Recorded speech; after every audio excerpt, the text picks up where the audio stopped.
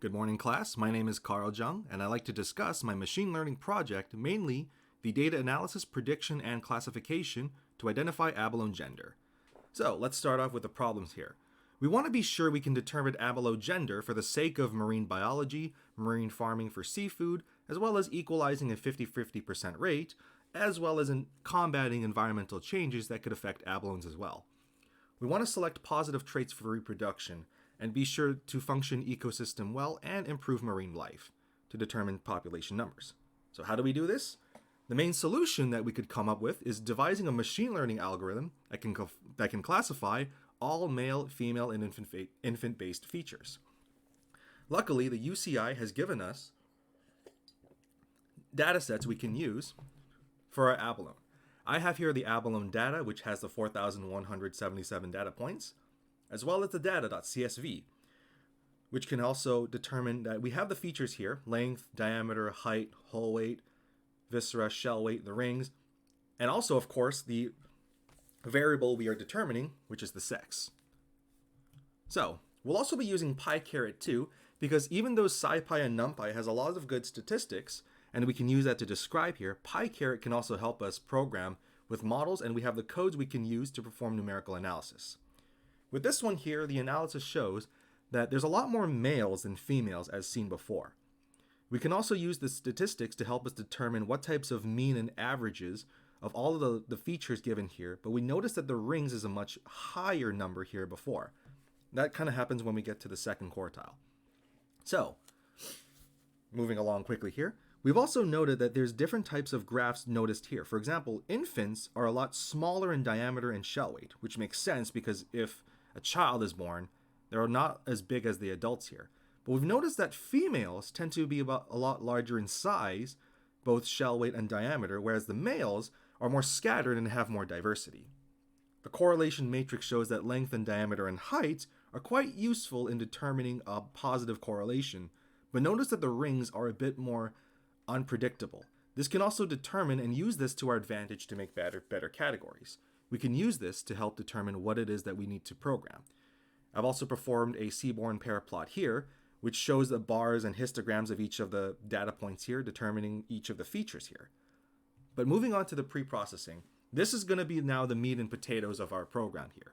We want to be sure we can use proper normalization and use a technique called SMOTE, as I've described here, synthetic minority oversampling technique. This is basically, so to speak, even out the playing field of numbering the numbers of categories, such as males, females, and infants. Because there's a lot more males to consider, we use this technique to identify and even it out. A z-score mean is useful as it takes the averages of it, but I'd like to use the min-max analysis because that'll adjust for the range for our values here. We'll also be using class handling techniques to take averages of all the categories here. I would like to use the degree polynomial of 2 and determine which compare models we want to use here. And of course, we're going to be using PyCaret to decide which ones we're going to be using here. For our next step here, we're also going to be using training, testing, and setup. The common one that I've seen a lot of train and test and using was 60% training and 20% validation versus 20% testing. I'd like to try a bit of a different one where to use either 70% training or 80% training, but that would mean sacrificing the number of validation and tests. What I've also noticed was that infants have the higher accuracy of reaching above 80%, as you can quite see here. Now the blend and tune model here worked really well as a result. The best ones I've noticed was blend and tune model, as we can see here. These were the model results here. The gradient booster worked at a higher accuracy, but the problem was it wasn't quite as advanced here.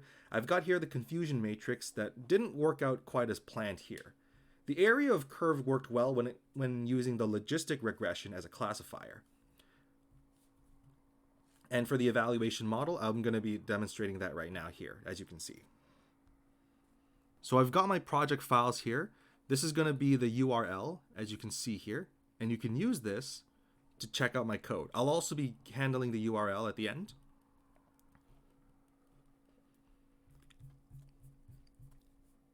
So this is basically my project here. I was able to devise histograms of all the abalone's components and determining each of their categories as a histogram here. I have got the correlation matrix up and running here, the seaborne paraplot, and the differentiation between male, female, and infant. What I've also noticed that when we get closer to the end here,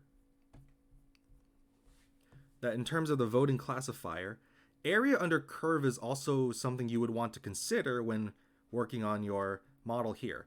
The accuracy was unfortunately low. It was at around less than 60% than I'd liked.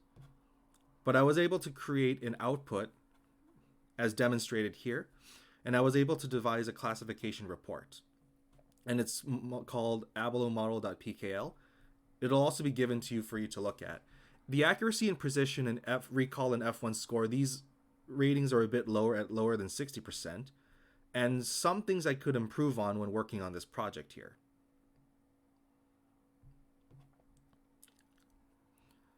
So the limiting factor is that the AI of course has limitations. Misidentifying the genders, not being sure you have the correct probability. The goal is to minimize error as much as you can to make sure this is tolerable or negligible. The model will take all of the features here and provide a certain prediction at the end. For example, height is quite high. It could confuse male and female heights by accident here. And so conclusion is that for the possible future endeavors, I could improve on the model by noting geographical locations of the abalone, determining different depths of water to see if that'll affect the features of it themselves. Correlation needs to be improved on. In any case, a lot of this data would be better if I worked with more on marine biologists, zoology, to better understanding of the topic here. Thank you for listening. And all of the sources will be posted here on this GitHub I have up here.